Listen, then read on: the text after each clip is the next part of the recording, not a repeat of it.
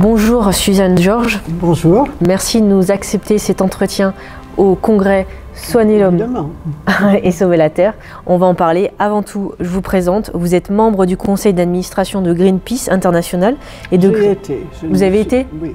D'accord. Et de Greenpeace France? Oui. Également. Présidente du conseil de Transnational Institute et vice-présidente d'Actac France. Présidente maintenant, ce qui veut dire qu'on travaille quand on vous demande de travailler et puis autrement vous fichez la paix aux autres. C'est bien, c'est pratique. Vous avez fait une conférence, le rôle de l'économie et de la finance dans les désordres mondiaux. Aujourd'hui, on parle du lien entre l'homme et la nature en 2018. Est-ce que vous pouvez nous en parler? Notre rapport entre l'homme, l'économie et la nature est fondamentalement vicié, à mon avis. Nous avons tendance à croire que nous sommes les maîtres de tout. En fait, c'est la finance qui est maître de l'économie réelle, là où les gens vrais travaillent, produisent et vendent et sont employés. La finance n'a aucun intérêt d'avoir des gens employés. Ça coûte cher, surtout aux très grandes entreprises. Et chaque fois qu'il y a des licenciements, le prix de l'action remonte. C'est formidable de licencier, surtout si vous pouvez licencier beaucoup. Regardez les pages financières, vous verrez que la cote de l'action a pris un bond en avant. Alors, la nature dans tout ça, c'est en dessous de tout. C'est en dessous de la puissance de la finance, de l'économie réelle, qui influence la société.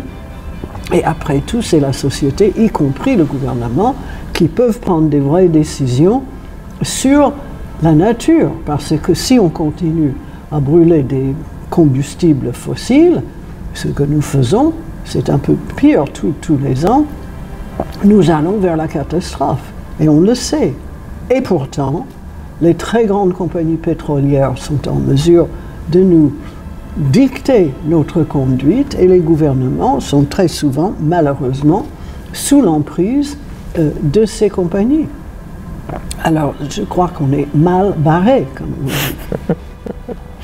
C'est votre constat? Pour moi, ce qu'il faut faire, c'est mettre l'écologie, de mettre la nature au-dessus de tout, et c'est dans les limites de cette nature que l'on peut, alors après, avoir une économie, une société qui décide démocratiquement quelles sont ses politiques, et puis aussi qui peuvent dire à la finance, vous êtes mon serviteur, vous n'êtes pas mon maître. Et comment c'est possible concrètement? Quelles actions on pourrait faire? Quelles actions? Oui. Mais on peut, c'est un peu le programme d'Attac, c'est pour ça que je suis à Attac depuis 20 ans. C'est mettre la finance sous contrôle. Ça, tout d'abord, c'est la première chose à faire. C'est-à-dire, on le fait avec une taxe sur les transactions financières, c'est-à-dire chaque fois que quelqu'un achète des actions ou des dérivés, des produits dérivés, il y a des produits financiers très compliqués maintenant, il y a une petite taxe, pas grand-chose, 1 pour 1000, 1 pour 10 000, mais ça serait suffisante pour remettre en place tous les services publics pour réparer les maux et l'extrême pauvreté dans le sud de la planète, pour évidemment changer complètement notre façon de faire énergétiquement, c'est-à-dire de faire une transition verte vers les énergies renouvelables. C'est cela qu'il faut faire. Il faut donc fermer les paradis fiscaux, il ne faut pas laisser faire les très riches et les entreprises comme Google, comme Amazon, comme Facebook, comme Apple, et qui qui ne paient pas leurs impôts d'abord au gouvernement individuellement, ni à l'Europe, et qui ne paient surtout pas une taxe sur les... Alors chaque fois qu'on propose une taxe sur les transactions, il y a en général un gouvernement ou deux qui disent oui, oui, c'est une très bonne idée. Et puis il ne se passe rien. Ou il se passe quelque chose qui est tellement minuscule que ça ne fait vraiment pas de différence. Il faut avoir beaucoup plus d'entreprises autogouvernées par leurs salariés, enfin participatives, économie solidaire, économie sociale et solidaire. On connaît les remèdes, c'est pas difficile, mais c'est que le pouvoir maintenant est mal distribué. C'est cela.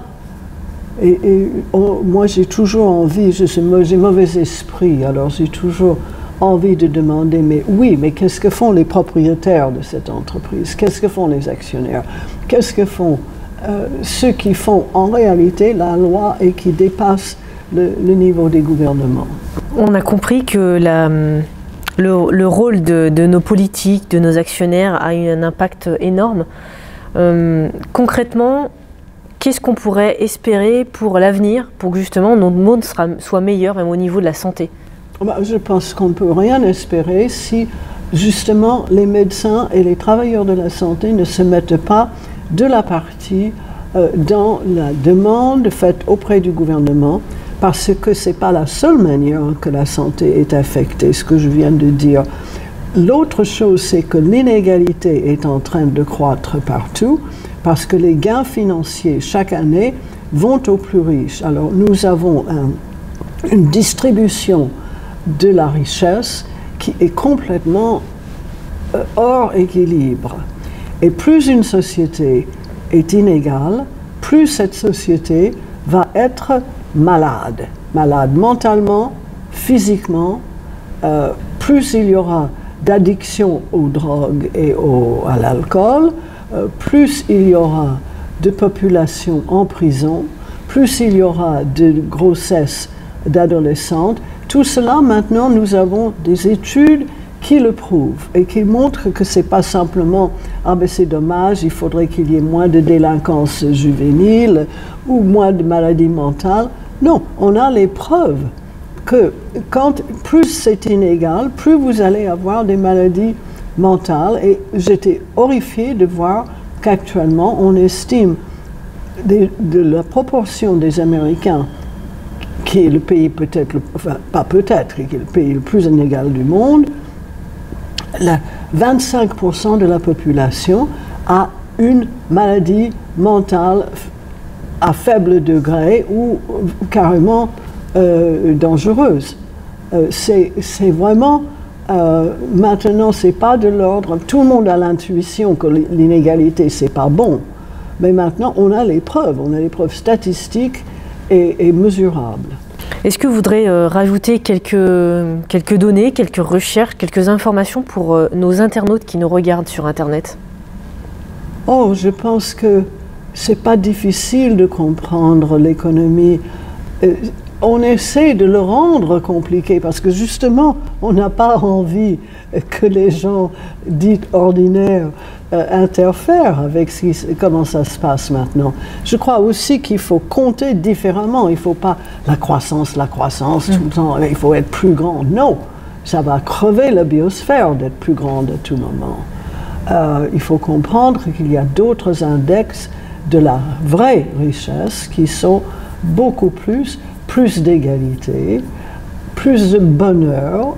Il y a des façons de mesurer l'activité économique en termes qui ne sont pas de croissance de l'argent, parce que ce n'est que la richesse en termes d'argent qui est comptée.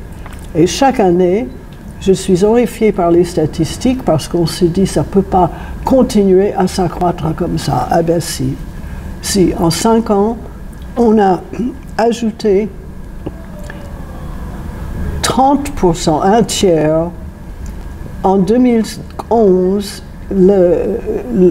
la richesse des plus fortunés était de 40 trilliards de dollars, c'est-à-dire 1000 milliards, 12 zéros, 1 avec 12 zéros. Et maintenant, c'est 63. Alors, on a ajouté 20 trilliards à cette richesse acquise chaque année et qui va à 82% aux plus riches, non pas à l'1%, mais à 1%, d'1%. C'est vraiment la pyramide. Est-ce que ça va vraiment changer? Pardon? Est-ce que ça va vraiment changer? Mais est-ce que ça va changer? Moi, je ne suis pas la Piti, je ne sais pas.